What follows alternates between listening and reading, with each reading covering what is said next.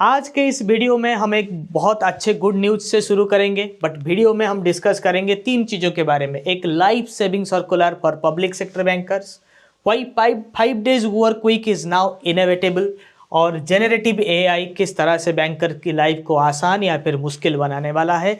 इन तीन टॉपिक के ऊपर बात होगा। अगर उससे पहले आप नॉलेजिस्ट में नए हैं, इंडिया के नंबर 1 प्रोफेशनल बैंकिंग प्लेटफॉर्म में, तो सब्सक्राइब करना ना भूलें।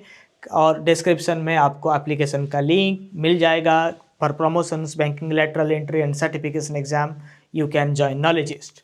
तो चलिए बात करते हैं डीएफएस के इस नए सर्कुलर के बारे में। इस सर्कुलर को तो आपने थोड़ा बहुत तो देख ही लिया होगा। ये अभी सर्कुलर रिव्यू करने के लिए दिया गया है to the chairman of SBI and the MD CEOs of all public sector bank. मगर मुद्दा क्या है, इसके अंदर बात क्या हो रहा है कि तो why there is a need for change on transfer policy. तीन चीज़ें बैंकर्स की ज़िंदगी को नर्क बना रखा है। There are 3 things that makes the bankers life hell. One is the 7 days work week.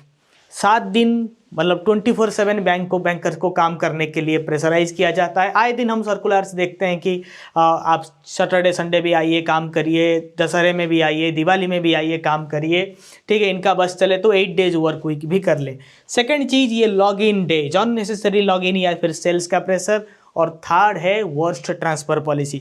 Banker को धमकाया जाता है कि आप अगर काम नहीं करेंगे इधर भेज देंगे उधर भेज देंगे, मनमानी तरीके से ट्रांसफ़र कर दिया जाता है। सिर्फ इसी चीज़ के वजह से जो पब्लिक सेक्टर बैंकर है वो सहमा सा रहता है। They feel little worried about their because there is no transparency in the transfer policy. तो बहुत दिनों से इसके ऊपर बहुत लोग अपना मतलब यूनियन से लेकर every banker was very upset about it. They were raising the voice. Knowledgist पर हमने भी बहुत बार इस बात को, इस मुद्दे को उठाया है। So finally there is a breather. So the need is because of increasing complaints and the demand for transparency. एक के हाथ में आज के डेट में पावर किसी एक के हाथ में कॉन्सेंट्रेट होने पर बहुत डिक्टेटरशिप या फिर बहुत दिक्कत का सामना करना पड़ता है, ठीक है। So vision behind promote transparency, ensure seamless customer service and reduce employees dissatisfaction। आजकल आप देखेंगे लोकल बैंक ऑफिसर CBO मतलब एक जगह पे 12 साल एम्प्लॉय को मिनिमम रखा जाए। इसके लिए SBI से लेकर यूनियन बैंक, इंडियन बैंक अपना पोस्टिंग ला रहे हैं। तो जो पुराने एम्प्लॉय है वो तो उनका क्या पाप है, उनको भी तो ये अपॉर्चुनिटी मिलना चाहिए। But for them the new transfer policy is going to give you a breather. एक नया प्लेटफॉर्म, हर एक बैंक अपना एक ऑनलाइन प्लेटफॉर्म बनाएगा जिससे they will streamline the transfer process.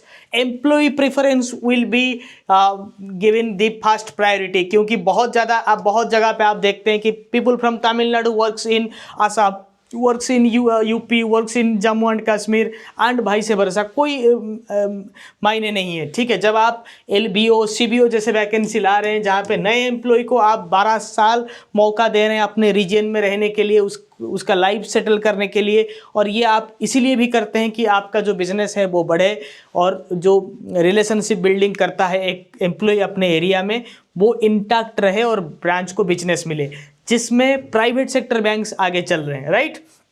तो फिर पुराने एम्प्लॉय को ये सारे बेनिफिट क्यों ना मिले।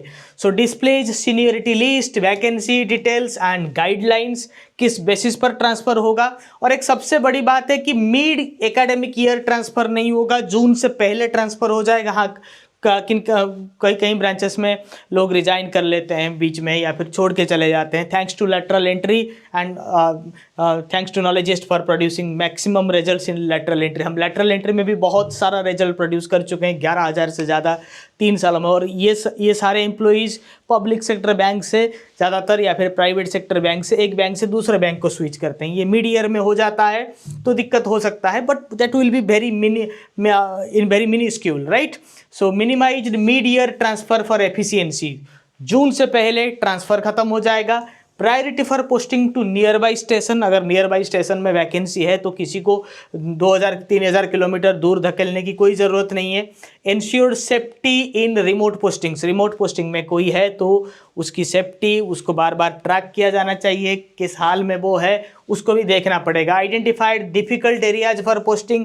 जो डिफ़िकल्ट एरियाज में पोस्टेड हैं उनको तो अलाउंसेस कुछ जगहों में मिलता है जैसे hill area allowance, but that is not sufficient. Preference for transfer after tenure and recognition and incentive for service. और spouses in central and state government prioritised for nearby posting, ये पहले था मगर इसके ऊपर बहुत ज़्यादा अमल नहीं हो रहा था।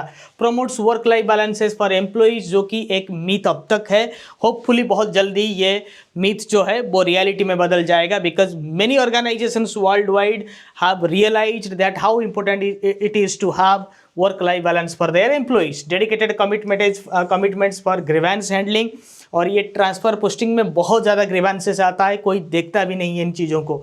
And appeals to resolve with in 15 days, right.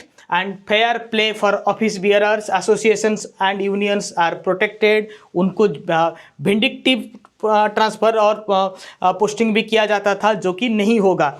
No transfers based on promotions only, सिर्फ प्रमोशन होने पर किसी को ट्रांसफ़र नहीं किया जाएगा, इसके वजह से ट्रांसफ़र हो जाएगा प्रमोशन लेने पर। So many PSB employees don't take transfer seriously, वो लेते भी नहीं है। सो एम्प्लॉय के मोराले के ऊपर पॉजिटिव इम्पैक्ट आएगा।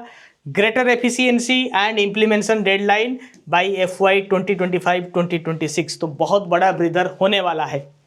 बट हाँ, क्या ये सब होने पर वर्क लाइफ बैलेंस बदल जाएगा? थोड़ा सा तो चेंज होगा। एक तो माइंडसेट में चेंज हुआ है, और देखिए पूरे वर्ल्ड वाइड में why 5 days banking is going to be the next call. मैं आपको बोल रहा हूँ, ये तो बहुत दिनों से कॉल है, बट ये क्यों इम्पेरेटिव हो रहा है मैं बताता हूँ।